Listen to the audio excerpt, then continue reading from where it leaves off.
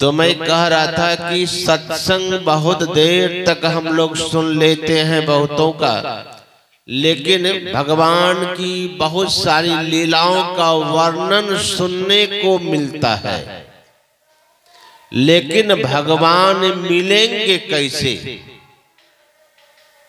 उनका साधन विधि क्या है, यह सब सत्संग में सुनने को नहीं मिलता है। अर्थात यह संत मत का ही एक सत्संग ऐसा है जहां उनको पाने का यत्न, यानी कि विधि, जिसको कहते बिंदु और नाद की उपासना। संत मत के सत्संग में सबसे बड़ी विशेषता यही है कि यहाँ बिंदु और नाद की चर्चा होती है, और साधारण सत्संग में बिंदु नाद की चर्चा नहीं सुनने को मिलता है। अगर आप सत्संग सुनने गए हैं, घंटों अगर आप सत्संग सुन लिए और बिंदु ध्यान कैसे किया जाता है, नाद ध्यान कैसे किया जाता है, बिंदु ध्यान और नाद ध्यान की चर्चा अगर नहीं हो तो गुरु महाराज ने कहा कि समझ लेना कि वह संत मत का सत्संग नहीं, समझ लेना कि वह संत मत का सत्संग नहीं। तो यह बिंदु और नाद का गुण तत्व संत मत के सत्संग में ही सुनने को मिलता है। तभी हम लोग कर्म कर्म से सुन रहे थे ध्यान की महिमा के संबंध में। हमारे यहाँ कहा गया कि बिना ध्यान का एक कदम भी आप आगे नहीं बढ़ सकते। जैसे देखिए गाड़ी चला रहे हैं हम लोग, अगर ड्राइवर का ध्यान थोड़ा बट जाए, ध्यान अगर दूसरी और थोड़ा देर अगर चला जाए तो गाड़ी एक्सीडेंट हो जाएगा। नहीं, माई लोग आप लोग भोजन बनाती हैं, थोड़ा ध्यान अगर कहीं और चला जाए, याद ही नहीं रहे कि नमक दिए है कि नहीं, अब मन में लगा कि नहीं, लगता है नमक तो नहीं दिए तो थे, लेकिन ध्यान कहीं और था। नमक दिया था लेकिन नमक देते समय ध्यान कहीं और था। तो मन में लगा कि मैं नमक नहीं डाला हूं, तो ध्यान नहीं था, नमक डाल दिए तो फिर दोबारा नमक पड़ गया, तो सब्जी खूब स्वादिष्ट होगा ना, खाने में स्वादहीन हो जाएगा। कुत्ता को भी दीजिएगा तो वो भी नहीं खाएगा। तो हर काम में ध्यान चाहिए, बिना ध्यान का कोई काम नहीं हो सकता है। तो ध्यान की इतनी महिमा है। तो बहुत लोग कहते हैं बाबा हम लोग ध्यान भजन ध्यान करेंगे बैठ करके, तो हम लोग तो गृहस्थ लोग हैं, आप लोगों को कोई काम धंधा तो है नहीं। बाबा जी को क्या काम धंधा है, बस बैठ के खाते हैं ध्यान करते। कहने वाले भी तो ऐसा कहते हैं कि महात्मा सबको क्या काम है, कोई काम है, खाना पीना सोना, आज समय मिला तो ध्यान करना। कौन बड़ी काम, कौन बड़ा काम है? बहुत लोग तो ऐसा भी कहते हैं बाबा जी बनना कौन बड़ी बात है, साधु बनना कौन बड़ी बात है। तो ठीक है, साधु बनना कोई बड़ी बात नहीं है, लाल कपड़ा पहनना कौन बड़ी बात है, तो कोई भी पहन सकता है। तो भाई पहन सकता है तो गेरुआ कपड़ा कोई भी पहन सकता है। तो एक काम कीजिए ना, तो थोड़ा सा आप भी कुछ दिन पहन के दिखा दीजिए। पहन के दिखाते क्यों नहीं? अगर पहनने में क्या रखा हुआ है, लाल कपड़ा गेरुआ कपड़ा पहनने से क्या होता है, पहनना कौन बड़ी बात है, थोड़ा सा आप भी पहन के दिखा दीजिए। हिम्मत क्यों नहीं जुटा पाते? हिम्मत जुटाते हैं थोड़ा बहुत। हम लोग देखते हैं सावन का महीना जब आता है तो कुछ कुछ गिरवा रंग का कपड़ा पहन के जाते हैं, बोल बम करते हुए 2-3 दिन तक, जब तक। लेकिन वो कपड़ा पहने तो जरूर है, लेकिन हम देखिएगा कि उनको उस कपड़ा, गिरवा कपड़ा पहन लिए, लेकिन उनको लगता है कि हम बाबा जी हैं। नहीं, उनको बाबा जी नहीं, वो समझता हम बम हैं। अब बम कब फूटेगा क्या ठिकाना है इसका? वो बम कैसा बम है। और उस समय हम लोग भी जब चलते हैं सड़क में, जब सावन का महीना होता है, तो हम लोगों को भी लोग बमे समझता है। सुल्तानगंज जब पार करते हैं तो वहां पर जब देखता है कहीं, उस समय जब क्रॉस करते हैं आसपास में कोई, कहिए बम, क्या खबर है, तो हम लोग कहते हैं हम लोग बम नहीं है, हम लोग एटम बम है। ये साधारण बम नहीं है जो बम तुम लोग करते हो। कपड़ा जो पहन लेता, लेकिन देखिए पीता है गांजा, पीता है सिगरेट, भांग खाता है, धतूरा क्या क्या खाता है, न जाने वो बम सब। कपड़ा तो पहन लिया, लेकिन कपड़ा जैसा रहना नहीं आया, रानी नहीं उतार पाया। देखिए कपड़ा पहनना भी आसान है, लेकिन रानी उतारना बड़ा आसान नहीं है। पूज्य बाबा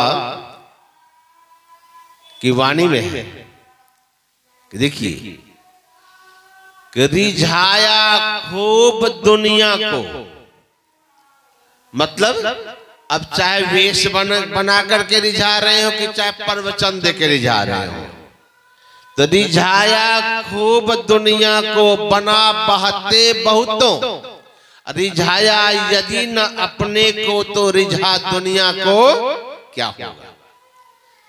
मतलब देखिए संत मत का क्या ज्ञान है। संत मत का सिर्फ थोथी ज्ञान नहीं है, कहाँ कपड़ा पहन लिए बस हो गए बाबा जी, नहीं। कपड़ा तो वो भी पहना है, लेकिन आचरण नहीं ला पाया। लेकिन संत मत के महात्मा अगर कपड़ा पहन लेगा तो कम से कम उसको तो डर हो ही जाता है। खुले अवामो तंबाकू क्या छिपा के भी खाने में उसको भय लगता है। हम लाल कपड़ा, सन्यासी कपड़ा पहने, हम कैसे तंबाकू खाएं, कैसे सिगरेट पिए, कैसे शराब पिए। तो संत मत में जो है सिर्फ कहना नहीं, कथनी भी है। सिर्फ करनी, कथनी हुआ करनी नहीं, तो कथनी करनी एक नहीं, तो संत मत में उसका सम्मान नहीं। कथनी भी हो और करनी भी हो। यदि कथनी है करनी नहीं, तो कबीर साहब ने सर्टिफिकेट दिया है, जो सिर्फ कथनी करता है, कहता करता ही नहीं है, तो उसकी क्या दुर्दशा होती है। कहता पे करता नहीं, मुक्का बड़ा लवार, ऐसा वो धक्का खाएगा कहां साहब के दरबार। अब हम लोग खूब कहें कि भक्ति करना चाहिए, भजन करना चाहिए, ध्यान करना चाहिए, खूब झाड़ रहे हैं, लोगों को ज्ञान दे रहे हैं, और अपना कभी ध्यान करते ही नहीं, अपना कभी स्तुति करते ही नहीं। तो कहने से सिर्फ काम नहीं चलेगा। संत मत का ज्ञान है कि कहते हैं तो करना भी पड़ता है जीवन में। सिद्धांत भी चाहिए और प्रयोग भी चाहिए। तो बहुत लोग कहते हैं बाबा कपड़ा पहन लिए साधु बन गए, कौन बड़ी बात है। बड़ी बात नहीं है। गुरु महाराज ने क्या कहा है सुन लीजिए। ध्यान भजन करना भी साधारण बात नहीं है। गुरु महाराज ने कहा कि ध्यान, देखिए ध्यान करना कैसे, कितना देर कैसे ध्यान करना चाहिए। आज तो बहुत लोग आते हैं बाबा दीक्षा तो ले लिए हैं, लेकिन ध्यान में मन ही नहीं लगता है। ध्यान में मन ही नहीं लगता है। तभी सुन रहे थे, तो ध्यान में मन लगेगा कैसे। बैठते कितना देर है आजकल, तो ध्यान कितना देर होता है।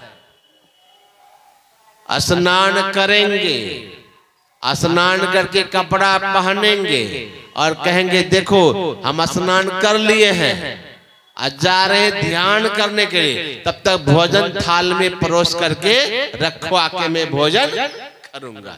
ये कैसा ध्यान होगा? स्नान करके कपड़ा पहने और ऑर्डर क्या कर दिए कि भोजन परोस के रखना, हम आके भोजन करेंगे, ध्यान करके आते हैं। इतना दिन में कितना ध्यान होगा भाई?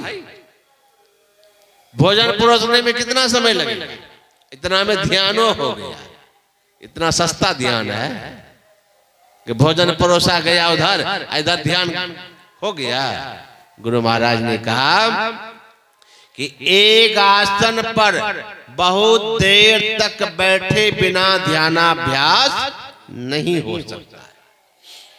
अब गुरु महाराज ने ये नहीं कहा है कि 1 घंटा बैठना ही पड़ेगा, 2 घंटा बैठना ही पड़ेगा, 3 घंटा बैठना ही पड़ेगा, ऐसा नियम नहीं दिया। गुरु महाराज ने इशारा किया है, लेकिन इशारा का मतलब कि यदि हमारे पूज्य बाबा महर्षि साई स्वामी जी महाराज के पास एक सज्जन आए और उन्होंने पूछा कि बाबा ध्यान में बैठता हूं लेकिन कुछ दिखाई नहीं पड़ता है, तो पूज्य बाबा ने कहा कि कितना देर बैठते हो? कहा कि 1 घंटा बैठ लेता हूं। तो बाबा ने कहा इससे काम नहीं चलेगा और समय बढ़ा। मतलब अगर 1 घंटा बैठते हैं तो आप 2 घंटा बैठने का अभ्यास कीजिए, और 2 घंटा बैठते तो 3 घंटा बैठने का अभ्यास कीजिए। तो समय को बढ़ाइए। बहुत देर तक एक आसन पर बैठे बिना ध्यान नहीं होगा। अब एक आसन पर बहुत देर तक हम कैसे बैठे? कैसे बैठेंगे? तो आसन में बहुत देर तक वही बैठ सकता है। कौन? तो आसन दृढ़ उसी का हो सकता है जिसका आहार दृढ़ हो। आसन दृढ़, आहार दृढ़। आहार मतलब जो हम भोजन लेते हैं वह भी दृढ़ होना चाहिए। दृढ़ मतलब नापा तुला भोजन होना चाहिए। ये नहीं कि भोज भंडारा हुआ या घर में मलपुआ बना, खीर बना, कचौड़ी बना, दलपूड़ी बना, तो 2 खाना चाहिए तो 4 खींच लिए, अब 5 खा लिए। बहुत स्वादिष्ट भोजन बना है, चलो थट थट के। सब दिन थोड़े बनता है, अरे खाइए ना बाबा, खाइए ना। अरे सब दिन थोड़े दलपूड़ी बनेगा, सब दिन तो रोटी खाइबे करते। आज तो 2 चढ़ा के खा लीजिए तो भजन गया। 2 रोटी में भजन गया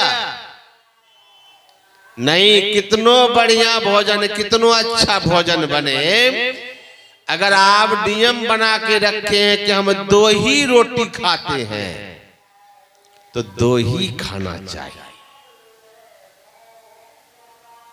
जितना भोजन लेते हैं प्रतिदिन नियमित आहार।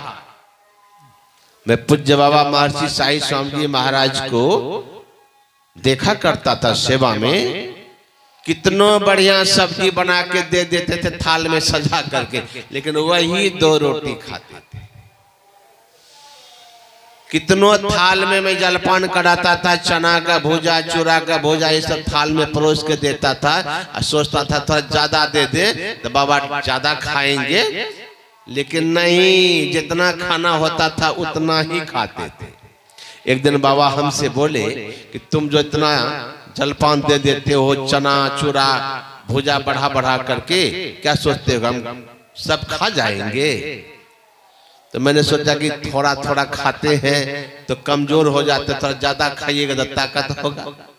तो बाबा ने कहा सुन लो हम कैसे खाते, कितनों तुम हमारा थाली में परोस दोगे, हम ये खाने वाले नहीं है। क्यों?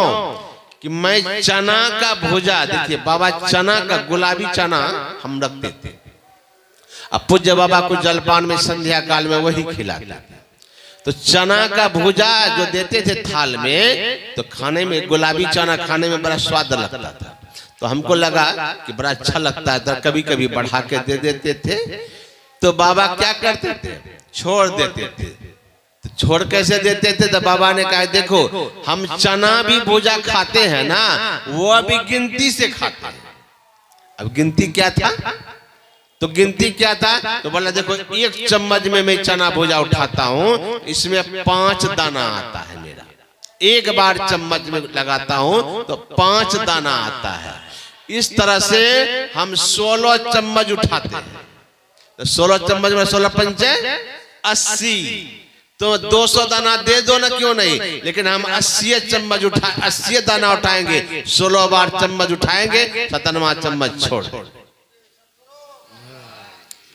लेकिन हम लोग खींच लेते हैं। खाने वाले खाते भी हैं, नहीं खाते सो खाते, खूब खाते हैं। कुप्पा घाट में सुनता हूं कि गुरु महाराज के समय अभी भी भंडारा होता है, नहीं होता सो बात नहीं, अभी भी भंडारा होता है। कुप्पा घाट में प्रतिदिन भंडारा होता है, और उसमें भी गुरु महाराज के समय होता था। कभी कभी शुद्ध घी का पूरी बुनिया भंडारा होता था। सुनता हूं बगल में एक है खाने वाला हदिया, जिसको पेटवा कहिए, वो खाने वाला को पता चल जाता था कि आज कुप्पा घाट में पूरी बुनिया का भंडारा, वो भी शुद्ध घी में। वो आता था और बैठ जाता था खाने के लिए, तो एक ही बार में सुनता हूं 200 पूरी लेता था, और 5 किलो बुनिया, और दही और सब्जी इतना खाता था कि उठ नहीं पाता था, तो पकड़ के उठाता था। अब इतना खाने वाला आदमी भजन करेगा? इतना खाने वाले से भजन नहीं होगा। आसन दृढ़, आहार दृढ़। आसन उसी का दृढ़ होगा जिसका कि आहार दृढ़ होगा, अर्थात नपा तुला भोजन होना चाहिए। साथ साथ हमारे गुरु महाराज की आज्ञा है कि आप भोजन जो करते हैं, भोजन का असर भी आपके भजन पर पड़ता है। इसलिए गुरु महाराज ने कहा, खान पान को प्रथम संभालो। अगर भजन बनाना चाहते हैं तो भोजन को सुधारना पड़ेगा। तो मतलब क्या, खाली मांस मछली छोड़ दिए तो भोजन सुधर गया? नहीं महाराज, इससे भी काम चलने वाला नहीं है। आप भात दाल रोटी सब्जी ही खाते हैं, लेकिन अगर आप सच्चाई और ईमानदारी की कमाई से नहीं खाते हैं तो फिर आपका भजन नहीं होगा भजन। जैसा खाएंगे अन्न वैसा होगा मन। हम लोग जानते हैं कि भीष्म पितामह के बारे में प्राय लोगों को पता है, उनको इच्छा मृत्यु का वरदान था और अखंड बाल ब्रह्मचारी थे भीष्म पितामह। लेकिन जब भीष्म पितामह बाणों की सैया में थे तो भगवान कृष्ण ने कहा पांडव से, देखो पितामह अभी भी शरीर नहीं छोड़े हैं, अभी बाणों की सैया में है, और आज भीष्म पितामह के जैसे कोई ज्ञानी नहीं है, इसलिए उनसे कुछ ज्ञान लेना चाहिए। और अंतिम में कुछ चलो सब कोई मिल करके पितामह से कुछ ज्ञान हासिल कर लेते हैं। पांडवों को लेकर के भगवान कृष्ण आए कुरुक्षेत्र के मैदान में, जहां पितामह बाणों की सैया पर लेटे हुए थे। और जब आए पांडव लोग, तो भगवान कृष्ण ने कहा पितामह से कि पांडव आए हैं और आप इन्हें ज्ञानो उपदेश कीजिए, ज्ञान की शिक्षा दीजिए, क्यों आपके समान अभी कोई ज्ञानी नहीं है। तो भगवान कृष्ण ने जब कहा तब भीष्म पितामह ज्ञान का उपदेश देने लगे। राजधर्म की बात जब करने लगे ज्ञान के समय में, तो राजधर्म का जब उपदेश देने, दान धर्म ज्ञान धर्म का उपदेश करते करते जब राजधर्म का उपदेश करने लगे कि एक राजा का क्या धर्म होता है। अब देखिए यहीं पर पितामह ने जब उपदेश करने लगे कि राज धर्म कैसा होता है, राजा का धर्म क्या होता है, राजा को कैसा धर्म का आचरण करना चाहिए, जब यह उपदेश करने लगे कि एक कोई भी राजा, युधिष्ठिर महाराज से कहा कि तुम राजा बनने वाले हो और तुम राजगद्दी पर बैठोगे तो सुनो एक राजा का क्या धर्म होता है। यही राज धर्म का उपदेश पितामह ने जब किया है युधिष्ठिर महाराज को, तो क्या कहा कि एक राजा को अपने सामने अत्याचार होते हुए नहीं देखना चाहिए, यह राजधर्म कहता है। और इस धर्म का पालन अगर राजा करता है तब तो सचमुच में राज धर्म का पालन करता है। यही उपदेश दे रहे थे। तब इसी बीच में द्रौपदी महारानी जोर से हंसने लगी। तब भीष्म पितामह ने कहा कि बेटी तुम अचानक बीच में क्यों हंस रही हो, कारण क्या है? तो द्रौपदी कहती है कि पितामह ऐसे हंसी आ गई, आप उपदेश कीजिए। कहा नहीं बेटी, तुम अचानक हंसी हो, कुछ न कुछ तो कारण होगा, बताओ क्या कारण है कि तुम अचानक बीच में हंस पड़ी?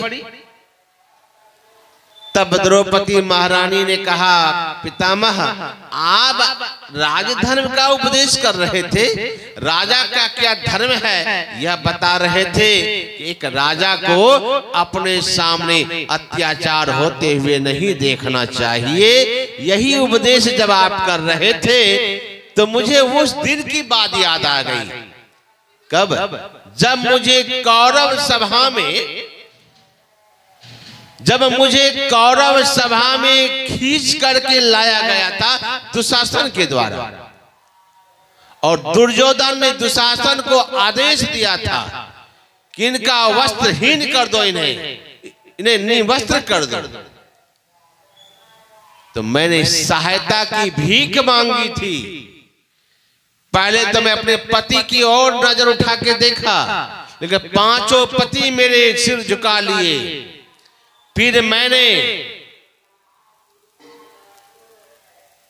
आपकी ओर भी निहारा था कि पितामह के रहते मेरा वस्त्र का हरण हो, यह तो संभव नहीं है, क्योंकि हमारे पितामह बहुत बड़े ज्ञानी हैं। पितामह के सामने मेरा वस्त्र हरण होना संभव नहीं। लेकिन दुशासन आपके सामने मेरे साथ दुर्व्यवहार किया, अत्याचार किया, हमारे पति के साथ अत्याचार किया दुर्योधन ने, और दुशासन ने भी हमारा साड़ी खींच करके मुझे निर्वस्त्र करने का प्रयास किया। लेकिन उस सभा में सभी राजा लोग बैठे थे, आप भी बैठे थे। आपको यह पता था कि अत्याचार होते हुए नहीं देखना चाहिए, तो आपको उस समय यह ज्ञान नहीं मालूम था क्या उस समय आप इस ज्ञान की बातें को नहीं जानते थे? हमको लगता है आपको अगर यह ज्ञान उस समय होता तो जरूर मेरी रक्षा होती। अब लगता है कि आप मेरी सहायता क्यों नहीं की? आपके गांडीव में कौन कहे पितामह, आप अगर एक बार तिरछी नजर से भी अगर दुशासन और दुर्योधन को देख लेते, उसकी हिम्मत नहीं थी उनका हाथ मेरे वस्त्र तक पहुंच जाए। लेकिन मेरे साथ अत्याचार होता रहा, मेरे पति के साथ अत्याचार होता रहा, और आप देखते रहे। आज इतना ज्ञान की बात करते हैं। सुन के लगा कि पितामह को यह ज्ञान उस समय होता, मेरी जरूर रक्षा होती, इसलिए मुझे हंसी आ गई। तो पितामह ने कहा नहीं बेटी, ऐसी बात नहीं है। जो ज्ञान की चर्चा तुम अभी सुन रहे हो, यह ज्ञान मुझे उस समय भी था। क्या आपको उस समय ज्ञान था? कहाँ, बिल्कुल था बेटी। तो फिर आप हमारी सहायता क्यों नहीं किए, रक्षा क्यों नहीं किए? कहा ज्ञान तो था, लेकिन एक गलती हो गई थी हमसे उस समय। क्या? जिस समय में तुम्हारे साथ अत्याचार हो रहा था तो मेरे ज्ञान के ऊपर में अज्ञान का पर्दा पड़ गया था। क्यों? कि मैं उसमें पापी दुर्योधन का अन्न खा रहा था, और पापी दुर्योधन के अन्न खाने के कारण मेरी बुद्धि दूषित हो गई थी। मेरे ज्ञान के ऊपर में अज्ञान का पर्दा पड़ गया था, इसलिए मैंने तुम्हारी सहायता नहीं की थी बेटी। लेकिन अर्जुन ने इतना बाण मारा है मेरे शरीर पर, देख रहे हो ना। अर्जुन के बाण के लगने से मेरे शरीर के जो रक्त था वह बह गया। कौन सा रक्त? जो रक्त दुर्योधन के दूषित अन्न से बना था वह रक्त बह गया है, इसीलिए मेरी बुद्धि आज निर्मल हो गई है। मैं इस तरह की ज्ञान की बातें तुमको सामने कर। बोलिए श्री सद्गुरु महाराज की। ज्ञान तो था, लेकिन अन्न का प्रभाव क्या हुआ कि दूषित अन्न खाया तो ज्ञान पर पर्दा पड़ गया। उसी तरह गुरु महाराज कहते हैं, यदि आप सच्चाई और ईमानदारी की कमाई नहीं खाएंगे, बेईमानी शतैनी करके अगर भोजन करेंगे, अब चले बैठ गए ध्यान भजन करने के लिए, तो ध्यान में मन नहीं लगेगा, नहीं लगेगा।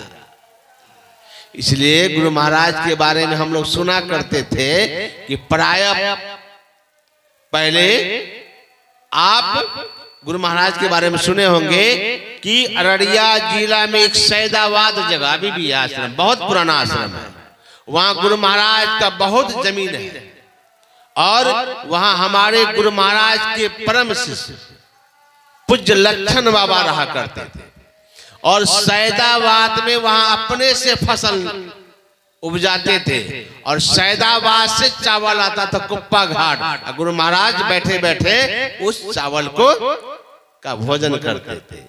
वह अपनी जमीन की कमाई थी गुरु महाराज की और पसीने की उनका। और इसीलिए गुरु महाराज पूज्य लक्षण बाबा को कहते थे, सुन लीजिए, शायद आप लोग नहीं जानते हैं, सुन लीजिए, पूज्य संसेवी बाबा को मस्तिष्क कहा किया, यह बात तो सब जानते हैं। पूज्य साई स्वामी जी महाराज को हृदय कहा, यह बात सब जानते हैं। लेकिन मेरा जन्मभूमि वही अररिया जिला में है और वही सैदाबाद कुटी के कुछ दूर में है, 8-10 किलोमीटर दूर में हमारा घर पड़ता है, जन्मभूमि। मैं उस जगह का रहने वाला हूँ। गुरु महाराज उस पूज्य बाबा लक्षण बाबा जो कमा कमा के धन उपजा करके भेजते थे कुप्पा घाट, तो गुरु महाराज पूज्य लक्षण बाबा को कहते थे, लक्षण मेरा बेटा है, वो कमाता है और मैं खाता हूँ। बोले श्री सद्गुरु महाराज। पूज्य लक्षण बाबा को बेटा कहते थे। तो मेरे कहने का मतलब कि ध्यान करने के लिए, भजन करने के लिए भोजन का भी ध्यान रखना पड़ेगा।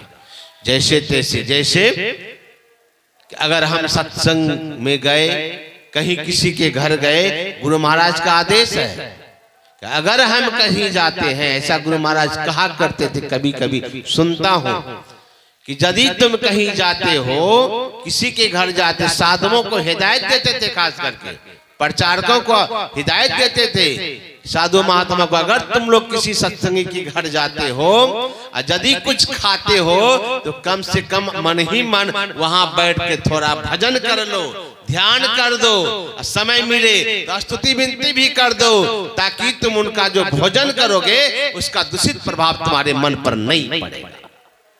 यह है गुरु महाराज का हिदायत। फ्री में भोजन नहीं करना चाहिए किसी का। अगर किसी का भोजन करते हैं साधु महात्मा, थोड़ा भजन नहीं कर लिए बैठ के, नहीं तो आंख बंद करके या मन ही मन बैठ के मंत्र जाप भी कर लीजिए, तभी भोजन वह हो। क्या पता वो भोजन कैसा है, वो अन्न कैसा है, आप पर दूषित प्रभाव डालेगा। भजन करने बैठेंगे तो भजन नहीं बनेगा। एक महात्मा जी का शिष्य था राजा, और वह राजा के पास बराबर मिलने के लिए जाया करता था। शिष्य था तो दिक्कत क्या थी, बराबर चले जाता था। लेकिन जब वो महात्मा जी जाता था तो राजा महात्मा जी को अपने महल में, अपने ही कमरे में निवास करवाता था। क्यों? कि ताकि बाबा हमारे कमरे में रहेंगे, ध्यान भजन करेंगे तो हमारा घर भी पवित्र होगा। तो महात्मा जी को ठहराए अपने गुरु जी को अपने ही कक्ष में। अब राजा का कक्ष था, उसमें रानी का अपने गले से एक 9 लखा हार खोल करके वहीं पर कमरे में रख दिया था।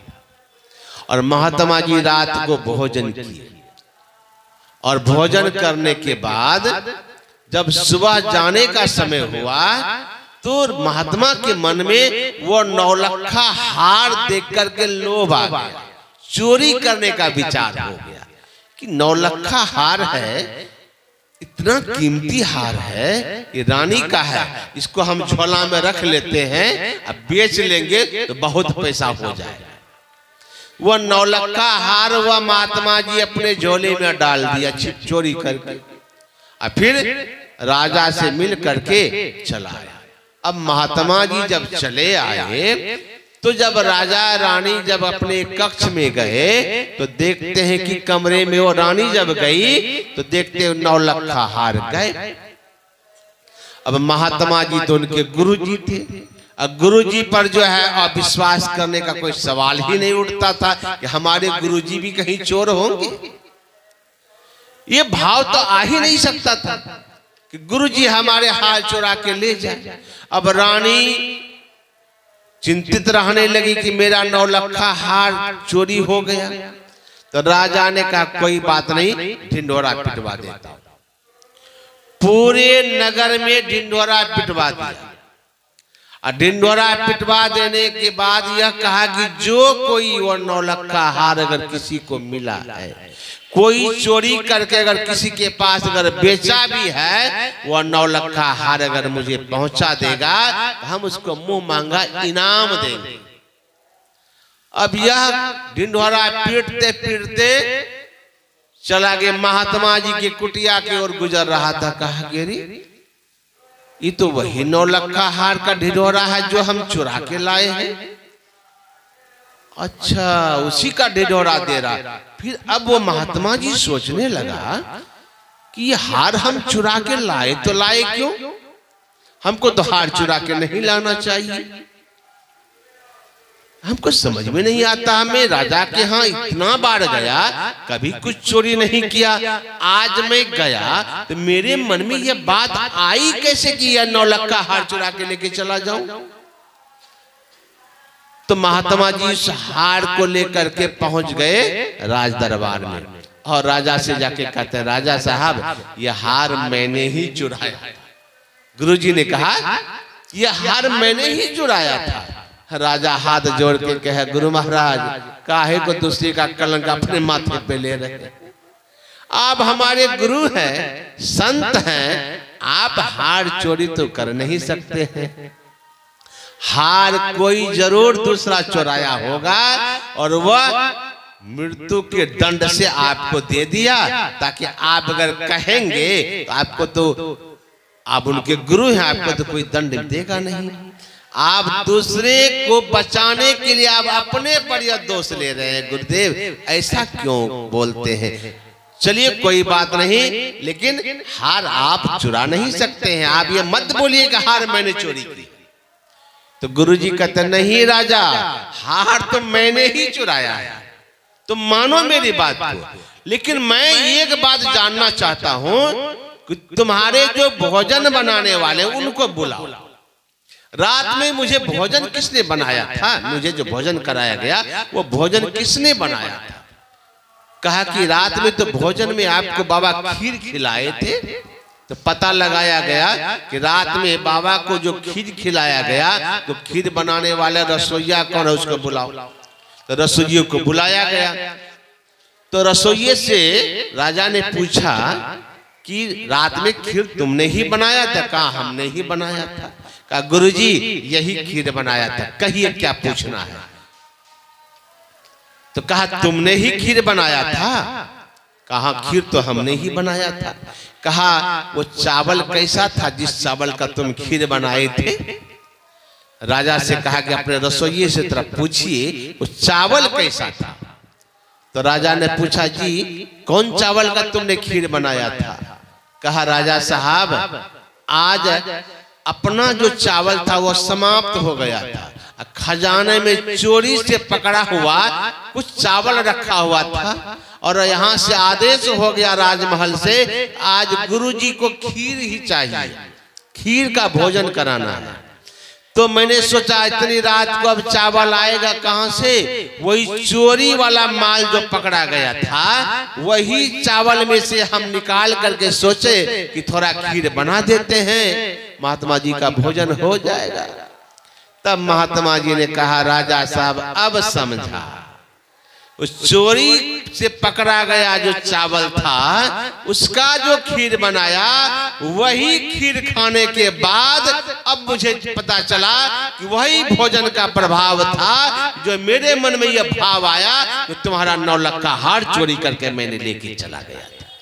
अब मेरी बुद्धि निर्मल हो गई, वो चावल का जो असर था समाप्त हो गया, इसीलिए मैं यह हार तुमको लौटाने आया हूं।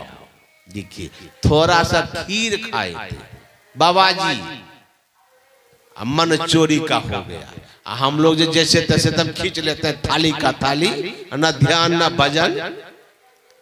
क्या सुरेश बाबू खूब कमा कमा कर रखते बाबा जी सब पहुंचे खाए खूब, लेकिन यदि थोड़ा भी भजन नहीं करेंगे तो उस चावल को पचा नहीं पाएंगे। गुरु महाराज कहते थे कि भजन करके अगर आप किसी का अन्न खाते हैं तो भोजन का दुष्प्रभाव जल्दी नहीं पड़ेगा, फिर आपको भजन के में मन लगेगा। तो मेरे कहने का मतलब है कि भोजन का प्रभाव पड़ता है। आसन दृढ़ तब होगा जब हम आपका आहार दृढ़ होगा, तब भजन नेम दृढ़ हो। ऐसा नहीं कि कभी भजन किए कभी नहीं किए। गुरु महाराज ने कहा कि सत्संग और ध्यान नित्य नियमित करना चाहिए, नियमित रूप से। कब कब? तो गुरु महाराज का आदेश है कि ब्रह्म मुहूर्त में उठ करके भजन करना चाहिए, दिन में स्नान के बाद भजन करना चाहिए और शाम में भी ध्यान करना चाहिए, तीनों समय। लेकिन ब्रह्म मुहूर्त को कौन कहे? हम लोग तो 7 बजे दिन तक, बहुत शहर में तो और लोग 7 बजे दिन तक सोए रहते हैं। तो गुरु महाराज सत्संग योग में लिखते हैं कि दिन को हरि सुमिरन करे, रैन जाग कर ध्यान। देखिए दिन में सुमिरन करना चाहिए, रात में जग करके ध्यान करना चाहिए। और ध्यान कौन करेगा? का भूख राखी भोजन करो तजी सोवन को बाण। रात में कौन जगेगा? जो आधा पेट भोजन करेगा। भरपेट भोजन करेगा तो रात में जग नहीं सकता है, उससे ध्यान नहीं बनेगा।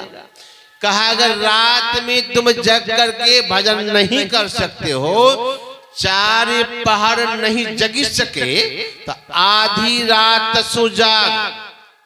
आधे रात में जग करके भजन करना चाहिए। अगर आधे रात में भी अगर हम भजन नहीं कर सकते हैं, जो नहीं श्रद्धा 2 पहर तो पिछले पहरे 6। तो गुरु महाराज ने लिखा है सत्संग योग में, उनको पिछले पहर यानी ब्रह्म मुहूर्त में उठ करके ध्यान करना चाहिए। यदि हम ब्रह्म मुहूर्त में उठ के ध्यान नहीं करते हैं तो गुरु महाराज सत्संग योग में लिखे हैं कि जागे ना पिछले पहर, करे न गुरुमत जाप, मुंह फाड़े सोवत रहे, ताको लागे पाप। अब तो कहते बाबा हम कोई पाप नहीं करते हैं, हम दीक्षा लिए हैं गुरु बाबा से, कोई पाप नहीं करते, या मुंह फाड़ के सोए हैं, पाप हो रहा है। और जब पाप होगा तो हमारे स्वामी रामकृष्ण परमहंस महाराज ने कहा है कि सूते में थोड़ा सा गांठ हो तो सुई में हम उसको पिरो नहीं सकते। उसी तरह थोड़ा सा भी विषय वासना हो, चाहे पाप हो, अगर करने वाला व्यक्ति है उससे कभी ध्यान हो नहीं सकता है, ध्यान नहीं बनेगा आपको। तो गुरु महाराज ने कहा कि तुम ब्रह्म मुहूर्त में उठ के भजन करो, दिन में स्नान के बाद ध्यान करो, शाम में ध्यान करना चाहिए। समय निकाल के नित्य नियमित ध्यान करें तो फल क्या मिलेगा? कभी सुन रहे थे मानस जाप, मानस ध्यान करने के बाद क्या फल मिलता है? अरे जिसका मंत्र का जाप करेंगे वह आवाहन होता है, जिस नाम का जाप करते हैं उसी के अनुरूप ध्यान भी करना चाहिए। ऐसा नहीं कि काली का नाम हम जप रहे हैं या राम राम जप रहे हैं या शिव बाबा का ध्यान कर रहे हैं, ऐसा नहीं करना चाहिए। जिसका भी अवलंब लीजिए, गुरु महाराज की वाणी में है कि आपको जिस पर निष्ठा है उस नाम रूप का सहारा ले सकते हैं। अब राम राम भी जप सकते हैं, राम का भी रूप का ध्यान कर सकते हैं, कृष्ण कृष्ण भी जप सकते हैं, कृष्ण भगवान का भी रूप का सहारा ले सकते हैं। लेकिन गुरु महाराज ने कहा कि मैं तो गुरु रूप को ही आधार माना है। क्यों? इसलिए कि जितने भी रूप हैं भगवान राम के, भगवान कृष्ण के, सब काल्पनिक रूप हैं। जितने भी रूप हैं सब काल्पनिक। अभी देखिए हम लोग के घर घर में प्राय में जाता हूँ, देखता हूँ कि लोग घर में भगवान राम का फोटो लगा के रखे हैं, भगवान कृष्ण का फोटो लगा के रखे। मैं भी एक फोटो भगवान कृष्ण का ला के रखा हूँ, क्योंकि हमको भी बहुत अच्छा लगता है। तो मैं भगवान कृष्ण का फोटो वृंदावन गया था पूज्य बाबा के समय, उसी समय की घर मनियारपुर से ही है, इतना लंबा सा भगवान कृष्ण का फोटो लाया खरीद करके, तो मैं लटका के रखा हूँ, अभी भी मेरे पास में है। लेकिन देखता हूं तो मन में भाव आता है ये तो भगवान है नहीं, ये कोई लड़का है जो भगवान का पाठ किया है। लिखिए यही होता काल्पनिक रूप में। अब जैसा जैसे देखिए अभी भगवान कृष्ण का जो फोटो मिल रहा है वो कौन है? एक नीतीश भारद्वाज जो कृष्ण का रोल किया महाभारत में, आज उन्हीं का नीतीश भारद्वाज कृष्ण का पाठ किया, उन्हीं का फोटो सब जगह बिक रहा है। अब देखिए नीतीश भारद्वाज कैसे हैं? एक हीरो है। कैसा है वो? हीरो है। हीरो है वो एक बार आए मथुरा वृंदावन, वृंदावन आए तो हम लोगों को पता चला कृष्ण भगवान आए, मुंबई से कृष्ण भगवान आए, तो सब कोई गए देखने के लिए कि कृष्ण भगवान आए हैं। लेकिन वहां जब गए देखने के कुछ माई तो थाल में आरती सजा के भी गई कि भगवान आ रहे हैं, आरती उतारेंगे। और वहां थे नीतीश भारद्वाज, वो जब आए तो सबको लगा भगवान ना आ रहे तो भगवान के वेश में होंगे। वहां सब कोई क्या देखा, शर्ट फुल पैंट पहने हैं, नीतीश भारद्वाज खड़े हैं। लोग कहा कि भगवान आ रहे हैं, तो फुल पैंट शर्ट पहने हुए हैं। तो कुछ माई तो गई थी आरती उतारने के लिए, तो नीतीश भारद्वाज ने कहा हे माई हम भगवान है नहीं, हम तो भगवान का पाठ किए थे, हम भगवान का पाठ किए थे। अब उनको लोग भगवान मान रहे, अब उनका रूप का ध्यान करेंगे। अब वे सिगरेट पीते हैं, तंबाकू खाते हैं, मांस मंदिरा का सेवन करते हैं। अब उनका रूप का चिंतन करेंगे, उनका रूप का ध्यान करेंगे, उनका गुण आप में आएगा कि नहीं आएगा? निश्चित आएगा। जिनका ध्यान करेंगे उनका गुण आपके अंदर में आएगा। रावण से सभी राक्षस ने एक बार कहा सभा में कि हे लंकापति, आप सीता को हरण करके लाए, किस लिए? वासना के कारण ना। तो आप रावण के रूप में जाते हैं तो सीता आपके ओर देखती तक नहीं है, सीता आपकी ओर देखती नहीं है। तो एक काम कीजिए, आप तो मायावी हैं, रूप बदलना भी जानते हैं, तो आप राम का रूप बना लीजिए, चले जाइए सीता के पास, सीता समझेगी राम आ गए, आप अपना वासना बुझा लीजिएगा। तो रावण ने कहा ये बात तुम कहोगे तब हमको नहीं पता है, हम भी जानते हैं। जानते ही नहीं है, मैंने एक दिन यह कोशिश भी किया। क्या कोशिश किया? मैंने सोचा कि रावण के रूप में जाता हूं तो सीता मेरी ओर देखती तक नहीं है, तो मैं राम का ही रूप बना के जाऊंगा। तो मैंने सोचा राम का रूप बनाने के लिए तो राम का ध्यान करना था, तो मैंने बैठ करके राम का रूप बनाने के लिए राम के रूप का चिंतन करने लगा, ताकि हूबहू मैं राम बन जाऊं। क्या कहूं, जब मैं राम का रूप बनाने के लिए राम के रूप का ध्यान करने लगा और जैसे हूबहू भगवान राम का जब वो ध्यान किया, जैसे मैं ठीक ठीक राम का रूप का ध्यान करने लगा, राम का रूप जैसे मेरे सामने आया वैसे ही सीता को पाने की इच्छा ही मेरे अंदर से समाप्त हो जाती थी।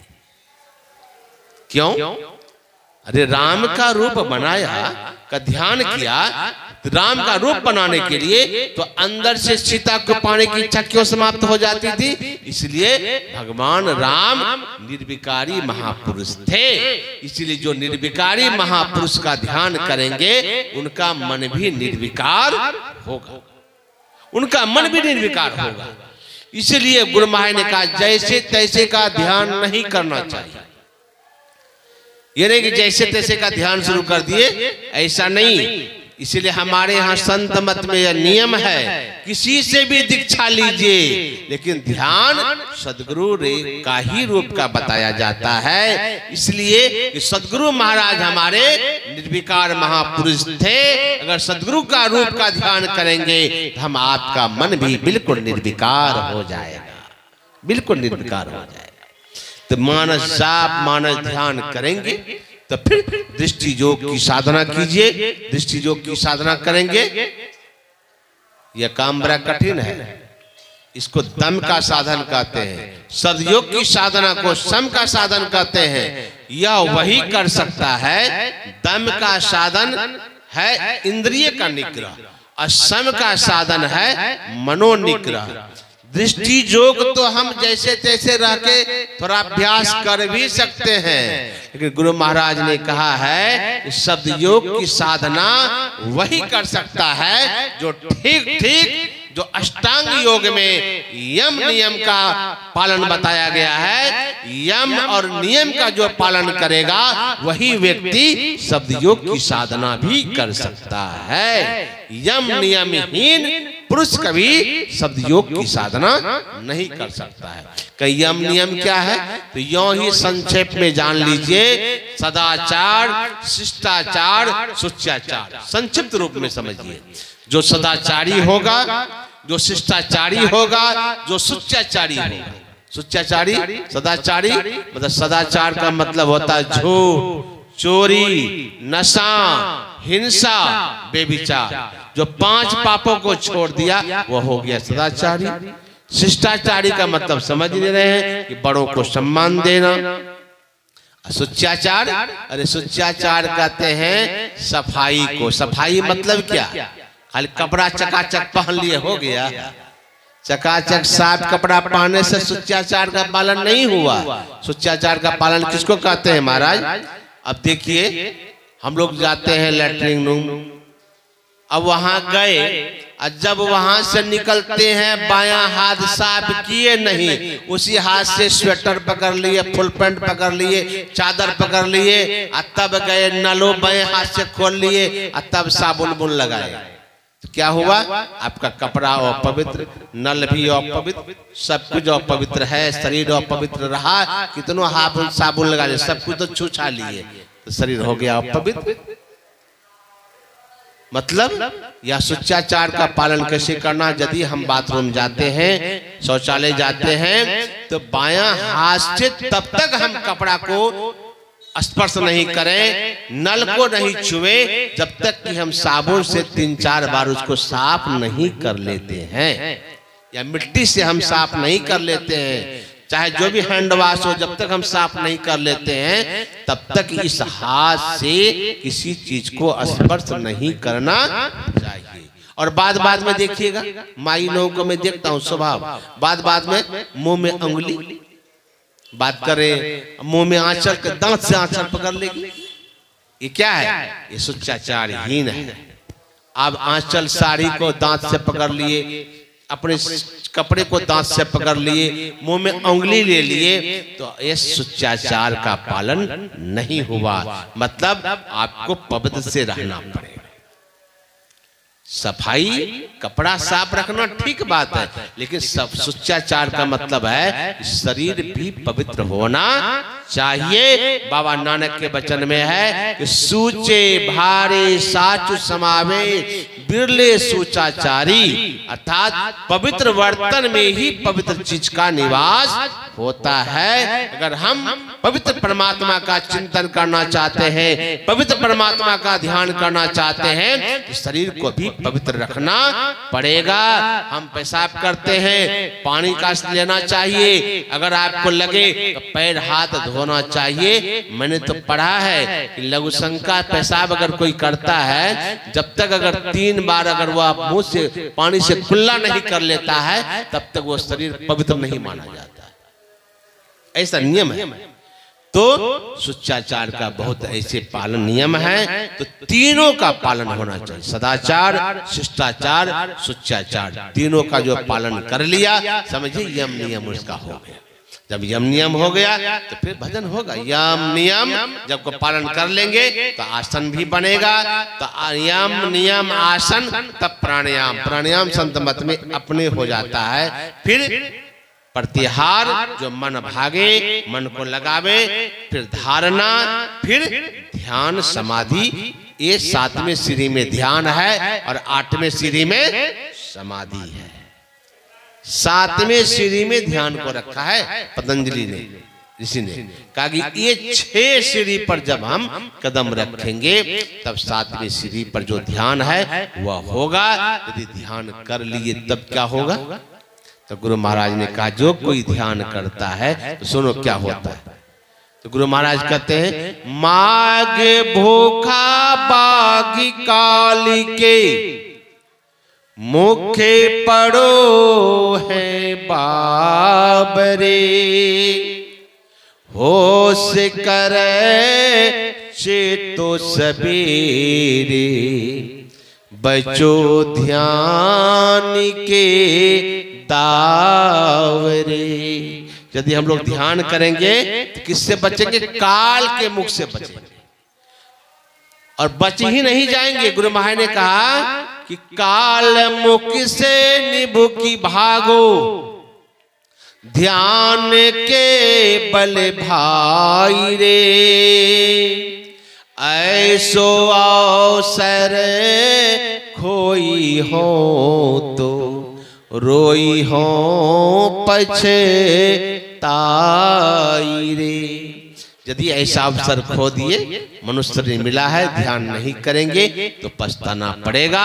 इसलिए भगवान बुद्ध ने कहा, हे भिक्षु ध्यान कर, सावधान रह, ध्यान कर, अपने चित्त को संसार की खुशी की तरफ मत ले जाओ, ताकि बेपरवाही के बदले तुम्हें नरक में लोहे का गोला ना निगलना पड़े और जलते समय ना चिल्लाना पड़े, हाय यह दुख है, हाय यह दुख है। दुख से छूटना चाहते हैं तो गुरु महाराज से इसी तरह युक्ति जान जो चुके हैं वो कीजिए, नहीं जाने हैं तो सीख करके ध्यान कीजिए। यही ध्यान से जीवन में शांति आएगी। गुरु महाराज की वाणी में है, ध्यान बिनो शांति नहीं आवे, लोग कितनों ही कहे।